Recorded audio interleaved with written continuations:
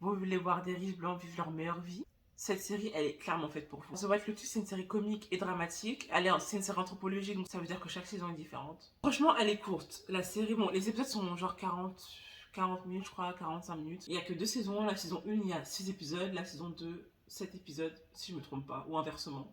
Mike White, c'est le créateur de la série. Franchement, au début, personne ne voulait croire à la série et tout. Beaucoup de maisons l'ont refusé. Et finalement, elle a cartonné. Elle a eu 7 Emmy. 7,5 et c'est énorme pour une série qu'on voulait pas en fait. Merci encore une fois HBO, les meilleurs. Merci. Je vous remercie encore pour Game of Thrones. Merci encore. La bande son, les plans, le visuel, tout est magnifique. Genre la série, vraiment, tout est magnifique.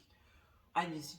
Vraiment, allez-y. Elle est trop belle. Maintenant, rentrons dans le vif du sujet. Donc en fait, on suit pendant toute la saison plusieurs familles, couples, amis. Enfin, ça dépend en fait des saisons. Déjà, on les suit dans une station balnéaire, The White Lotus. Genre les Hilton, tu vois.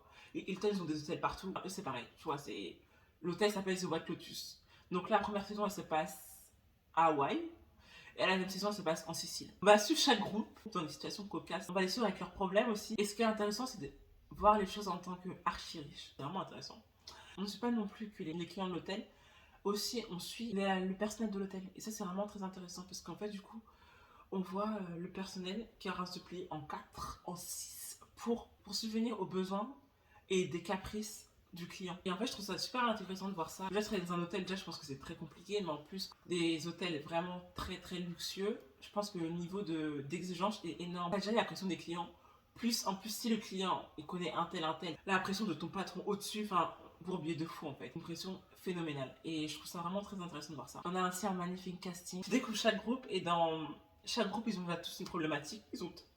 Soit ils vivent leur meilleure vie, soit amoureux, soit ils viennent entre amis. Tu sais, les couples d'amis, on apprend à se connaître, premières vacances ensemble et tout. En famille, en famille aussi. Tu passes les meilleures vacances. Tu sais, la maman qui passe les meilleures vacances avec ses enfants parce qu'elle les voit jamais, parce qu'elle travaille tout le temps. Qu'elle est jamais là à la maison, bah ses gosses ne la calculent jamais aussi, en fait, même en vacances. Vraiment, ils sont là, mais dès qu'elle donne un peu d'attention, c'est tu veux quoi en fait? Pourquoi t'es là? Tu dégages, tu nous embêtes en fait. Donc ça aussi c'est très intéressant. Ils sont tous cinglés, genre tous cinglés les uns que les autres. La série est assez drôle. Elle fait vachement réfléchir je trouve parce que on apporte aussi des problématiques. Ben, comme je l'ai dit au tout départ, on voit aussi leur vision des choses, leurs problèmes. Et des fois leur problème est tellement absurde. Tu vois vraiment que c'est vraiment des problèmes surréalistes, des problèmes de riches, tu vois.